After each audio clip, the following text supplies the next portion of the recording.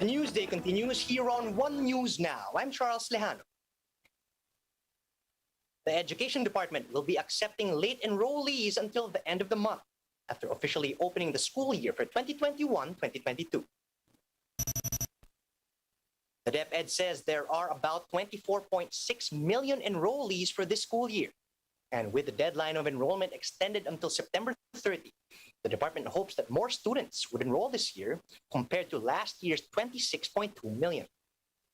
Meanwhile, Education Secretary Liling Briones said during the forum that they ended the previous school year in victory. This is about 98% of grade 6 learners graduated, while almost 97% of grade 10 learners completed their studies using blended learning approach.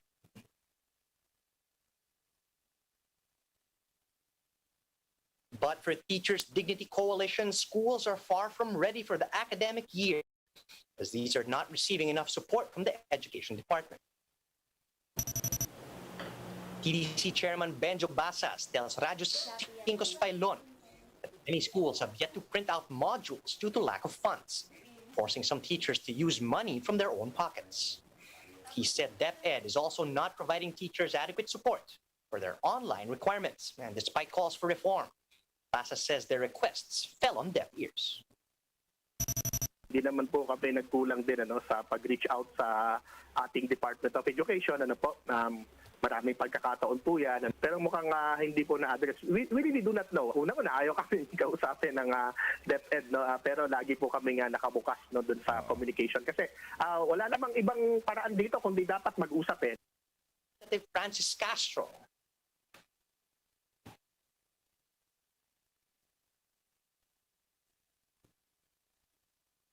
the schools still experiencing the same old problems that they had when the pandemic started last year.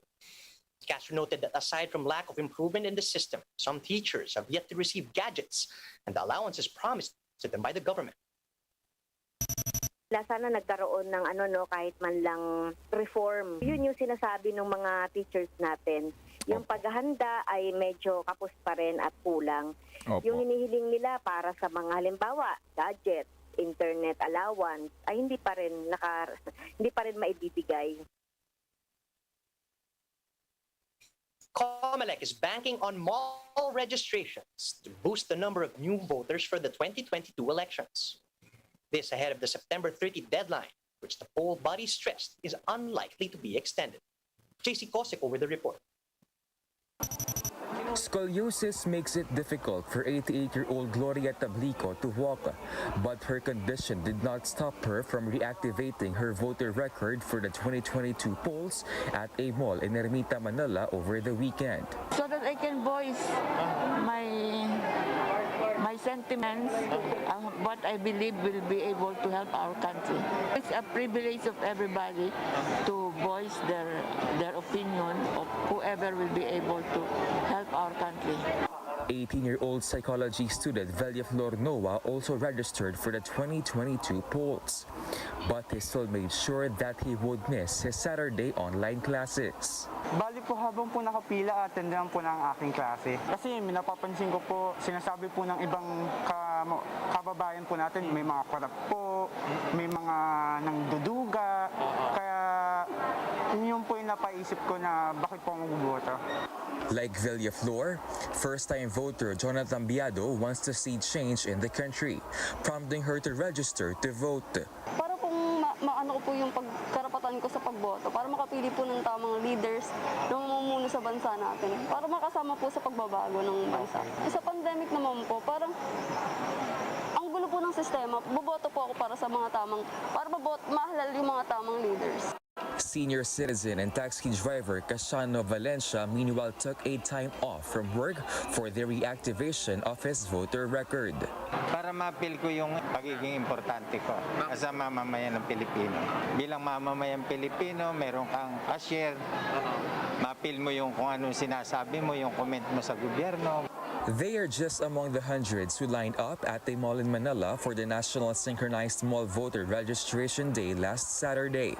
The activity was also held in other Metro Manila malls, as there are only more than 2 weeks left before the September 30 voter registration deadline.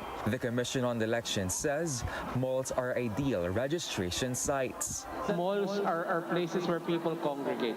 And I think it's very important that we tap into that energy because they are spacious. The wide areas makes it easier for us to maintain social distancing. Dapat magpakaisa ho ang buong Pilipinas na magrehistro na po ngayon at napaka-importante ng boto natin ngayon. The poll body is expecting around 25,000 mall registrants daily. Some malls are accepting walk-ins but only with limited slots. In this mall, for example, only 250 walk-in applicants were accommodated. Some of those who didn't make the cut were dismayed. Kasi nga po nakalagay sa website, pwede daw po yung kahit walang schedule. Ang hassle po ngayon, lalo na ngayong pandemic, hindi ka po agad makagalaw.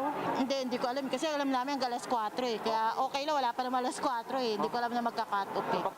The COMELEC rescheduled those who did not make the cut-off. Ang problema natin sa cut-off kasi practical problem yan eh. Kasi yung mga makina natin, hindi yan it's not a simple matter of just entering names. There's a process, right? The cut-off is a function of how many people can be accommodated by the machine. So ultimately, the solution is to come again kung hindi ka inabot. So far, new registrants for the 2022 polls have already reached 5 million. Total registered voters have reached 62 million, 3 million higher than the poll body's 59 million target. COMELEC spokesperson James Jimenez, however, maintained it's unlikely for the deadline to be extended. Kaya nga talagang sinusulong natin itong ating mall registration. Patuloy lang po tayo magpaparehistro dito sa mga malls at sa mga COMELEC offices hanggang September 30. The COMELEC has noted that extending the voter registration period will affect their preparations for the upcoming elections. Still, changes in registration schedules are expected as Metro Manila will be placed under GCQ with alert level systems starting September 16. If you're under GCQ, registration hours are from 8 to 7. Okay. And if you're under MECQ, it's 8 to 5. Okay. So, yun ang problema natin dyan.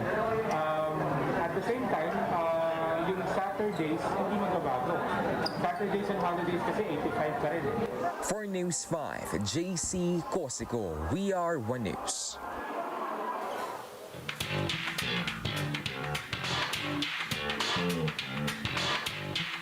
On to entertainment news, Filipino actor John Arcilla has won the VOLPI Cup Best Actor Award, the 78th Venice International Film Festival. Arcilla bagged the prestigious award for his performance in the series On the Job 2, The Missing 8, directed by Eric Matthew. The series had its world premiere at the International Festival as one of the main competition films. In his virtual acceptance speech, Arcilla thanked Matty for giving him the chance to portray the character Sisoy Salas, a radio journalist forced to question his loyalty to the government. 8 people went missing. And in a press conference hosted by Star Magic, Arcilla called the series one of the bravest and most powerful films produced this year, as it reflects realities from around the world. The first 3 episodes of the Filipino-created series has been available on HBO Go starting yesterday. Sinundan ko lang yung narrative ng movie at saka iniligay ko yung requirement kung anong klaseng character meron si Sisoy. Malinaw naman kasi from the very beginning na yung istorya ay tungkol sa nangyayari sa ating lipunan, no? And it is not actually very unique to the Philippines kasi if you're going to look at it, halos lahat naman ng society may kanya-kanyang klase ng crime, may kanya-kanyang klase ng corruption. I think it is a cue for us what to do next kasi if we're just going to think of this story as one of those fiction stories. No, it's not, because whether we like it or not, what we will be seeing is actually happening in real life. And if we're not going to do anything about this will not just stay again, but this will worsen. Here's a quick look at some of today's headlines. Today is the start of a new school year, but a lot of students, teachers, and even parents still struggle with blended learning. The country records another all-time high of new COVID-19 infections at 26,303. And Pinoy pole vaulter EJ Obiena smashes the Asian record, snatches the gold at the 2021 Golden Roof Challenge in Austria. And those are the top stories at this hour. Join us again later at 12 noon as we continue to monitor the day's biggest stories. You can also catch One News on Signal Play. Register for a free account at www.signalplay.com so you can stream One News live anytime, anywhere. I'm Charles Lejano. Mask on, wash hands, and stay safe, Philippines. We are One News.